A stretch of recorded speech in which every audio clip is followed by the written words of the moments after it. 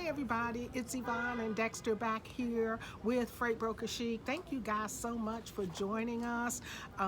We just appreciate you guys liking and sharing this information, and we're getting the responses and the questions. I am trying to respond to them as I get them, so thank you for your patience. But you liking and sharing does help us reach more people, so we definitely appreciate that.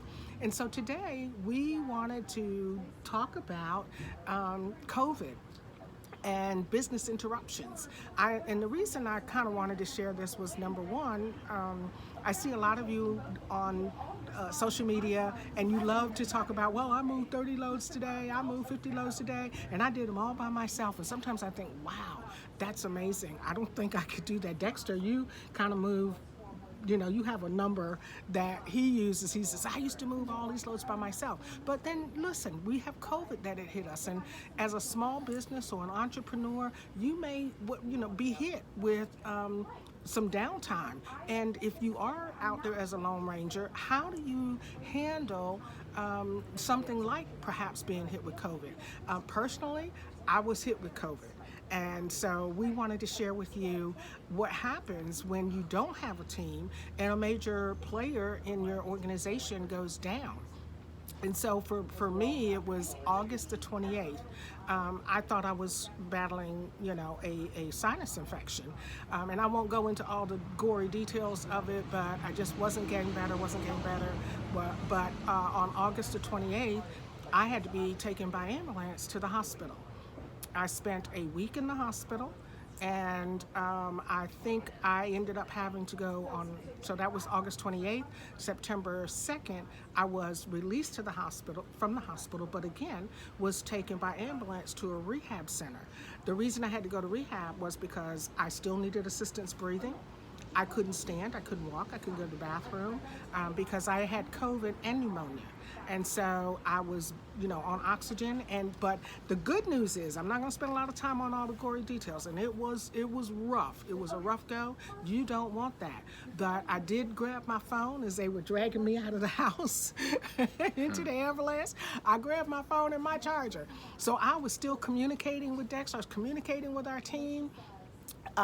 But I think the thing that we wanted to share with you was mainly the time that I was down. So I didn't get released. I believe I got released on September 17th was when I got released from rehab. And so that tells you how long I was down. And I still came home needing physical therapy, and I was on oxygen.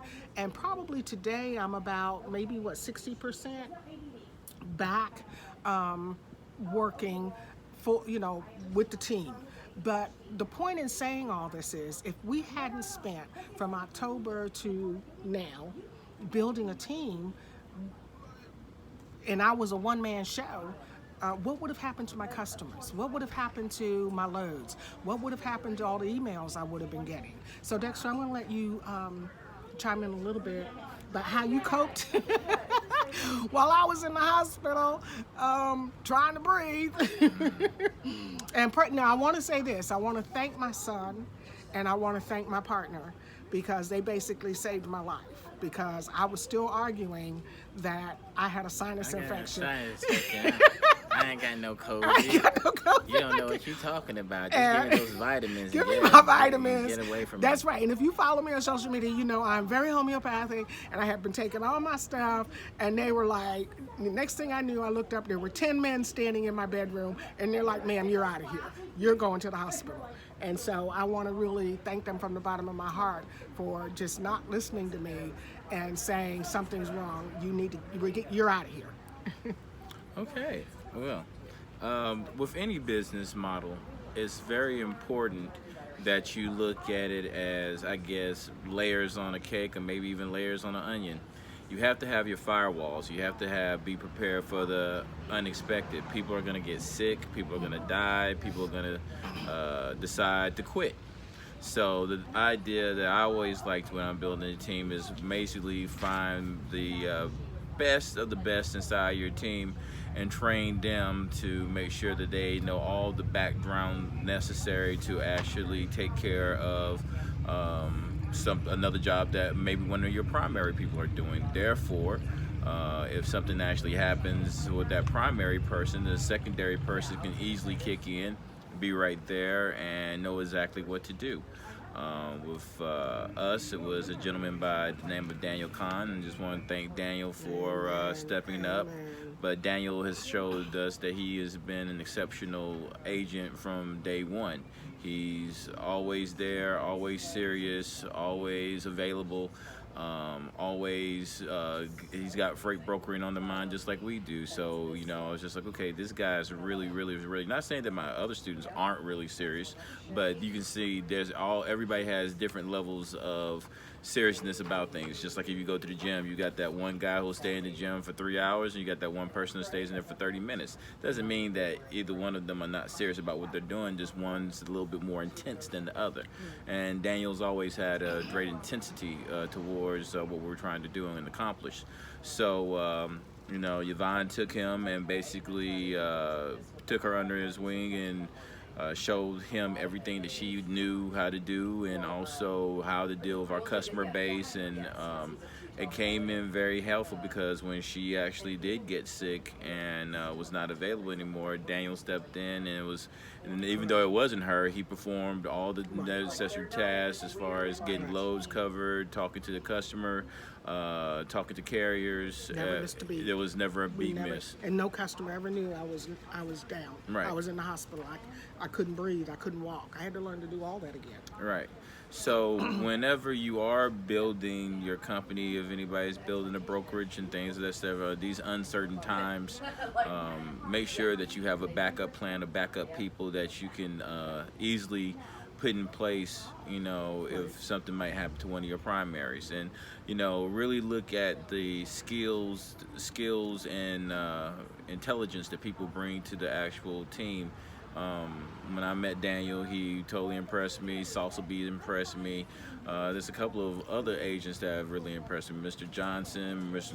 Narsalis, Tammy Cole. I can keep on going We on could and go on and on. We don't want to. Right. Yeah, we have a wonderful team. We do have a wonderful team. Z Grady. I mean, there's been some people who have been standout agents that I'm still they're doing a great job, and expect even more of them. But the thing is, I wanted to mention is, when you guys see us sitting out on beautiful patios and we're at different restaurants, we don't do this just because we love to eat, which we do, and he loves sushi. But we do sit down and plan. Once the camera goes off, we're talking. Sometimes we're texting each other 2 and 3 and 4 and 5 o'clock in the morning about our goals and where we want the company to go and what we want to do, and he'll say, well, let me run something by you. You called me the other day. He says, now don't get mad, but let's talk about doing this. And I said, no, that's a great idea, because it was something that I handled, but he wanted to add something into it. But that's what being partners are about. We sit here and we bounce our ideas off of each other. So the whole point is to say, we still got the winter months to get through with COVID, and with the supply chain interruptions, we have business interruptions. And if you're that one-man show, or even if you're looking to get into the business, maybe that's why we come on and suggest being part of a team rather than jumping out there new and being a one-man show. And then if something happens, who's going to take care of your customers? Who's going to fill in for you? And I think that's pretty much the basis or the foundation of our organization. And anything else you wanted to add to that? Just with the supply chains disturbances that we're having right now, there is great opportunity to actually go and offer different customers capacity, because everybody's having capacity issues right now. And so doors that might have been closed to you 6 months ago, they might swing wide open now. But of course, if you're not making the sales phone calls or linking up with people on LinkedIn, you're never going to find those opportunities. So I say to anybody out there who's in business and who's a broker, this is a good time to go fishing for new business, because you'd be surprised at some of the doors that are opening up for us right now that I'm just like, wow, I never thought I was going to get to that company. But they've got supply chain issues, and they're willing to take a chance on someone that maybe 6 months ago they wouldn't have. So yeah. Great. Well, thank you guys again.